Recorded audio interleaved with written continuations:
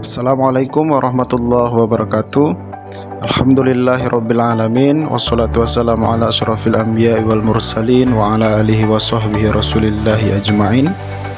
Saudara mahasiswa yang berbahagia, sesuai dengan rencana pembelajaran semester pengantar ilmu hukum, di minggu kelima ini kita akan membahas satu materi, yaitu sumber hukum.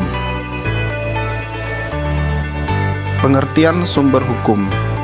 Sumber hukum adalah segala apa saja atau segala sesuatu yang menimbulkan aturan-aturan yang mempunyai kekuatan mengikat dan bersifat memaksa, yaitu aturan-aturan yang kalau dilanggar mengakibatkan sanksi yang tegas dan nyata bagi pelanggarnya. Yang dimaksud dengan segala apa saja sesuatu, yakni faktor-faktor yang berpengaruh terhadap timbulnya hukum. Faktor-faktor yang merupakan sumber kekuatan berlakunya hukum secara formal. Dari mana hukum itu dapat ditemukan?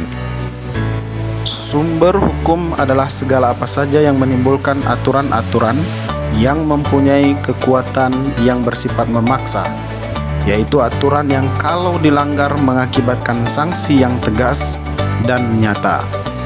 Meskipun pengertian sumber hukum dipahami secara beragam, sejalan dengan pendekatan yang digunakan dan sesuai dengan latar belakang dan pendidikannya, secara umum dapat disebutkan bahwa sumber hukum dipakai orang dalam dua arti. Arti yang pertama untuk menjawab pertanyaan mengapa hukum itu mengikat. Pertanyaan ini bisa juga dirumuskan apa sumber atau apa kekuatan hukum hingga mengikat atau dipatuhi manusia. Pengertian sumber dalam arti ini dinamakan sumber hukum dalam arti material.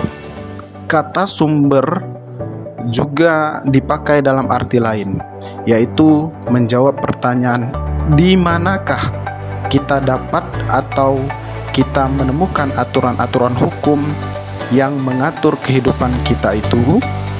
Sumber dalam arti kata ini dinamakan sumber hukum dalam arti formal. Secara sederhana, sumber hukum adalah segala sesuatu yang dapat menimbulkan aturan hukum serta tempat ditemukannya aturan-aturan hukum. Secara sederhana, sumber hukum adalah segala sesuatu yang dapat menimbulkan aturan-aturan hukum serta tempat ditemukannya aturan-aturan hukum. Macam-macam sumber hukum. Sebagaimana diuraikan di atas, ada dua sumber hukum, yaitu sumber hukum dalam arti material dan sumber hukum dalam arti formil.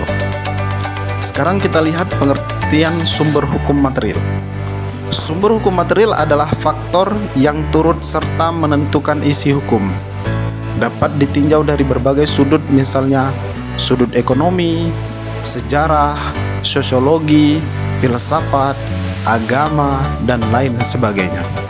Dalam kata lain, sumber hukum material adalah faktor-faktor masyarakat yang mempengaruhi pembentukan hukum, atau pengaruh terhadap pembuat undang-undang, pengaruh terhadap keputusan hakim, dan lain sebagainya, atau faktor yang ikut mempengaruhi materi.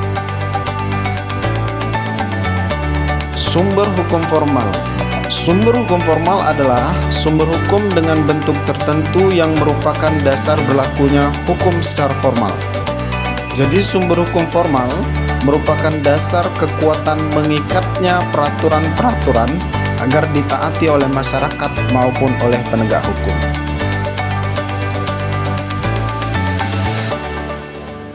Macam-macam sumber hukum formal. Pertama, undang-undang. Undang-undang yaitu suatu peraturan negara yang mempunyai kekuatan hukum yang mengikat, yang diadakan dan dipelihara oleh penguasa negara. Selanjutnya, kebiasaan. Kebiasaan adalah perbuatan manusia yang tetap dilakukan berulang-ulang dalam hal yang sama.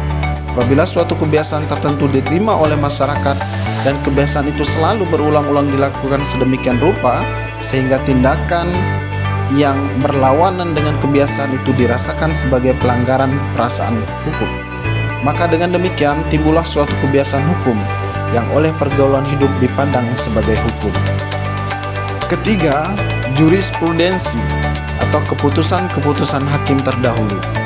Jurisprudensi atau keputusan-keputusan hakim terdahulu adalah keputusan hakim yang terdahulu yang dijadikan dasar pada keputusan hakim lainnya, sehingga kemudian keputusan ini menjelma menjadi keputusan hakim yang tetap terhadap persoalan atau peristiwa hukum tertentu.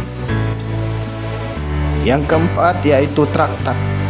Traktat adalah perjanjian yang diadakan oleh dua negara atau lebih yang mengikat tidak saja kepada masing-masing negara itu, melainkan mengikat pula warga negara-negara dari negara-negara yang berkepentingan. Yang kelima yaitu perjanjian. Perjanjian adalah suatu peristiwa di mana dua orang atau lebih saling berjanji untuk melakukan atau tidak melakukan perbuatan tertentu. Para pihak yang telah saling sepakat mengenai hal-hal yang diperjanjikan berkewajiban untuk mentaati dan melaksanakannya. Asas facta sunt servanda. Yang keenam, pendapat sarjana hukum atau doktrin. Pendapat sarjana hukum atau doktrin adalah pendapat seseorang atau beberapa orang sarjana hukum yang terkenal dalam ilmu pengetahuan hukum. Doktrin ini dapat menjadi dasar pertimbangan hakim dalam menjatuhkan putusannya.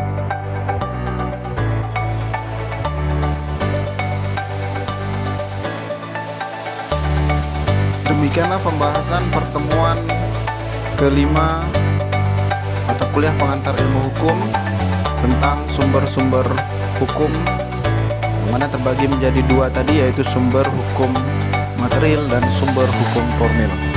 Sampai ketemu di pertemuan selanjutnya. Saya akhiri dengan wassalamualaikum warahmatullahi wabarakatuh.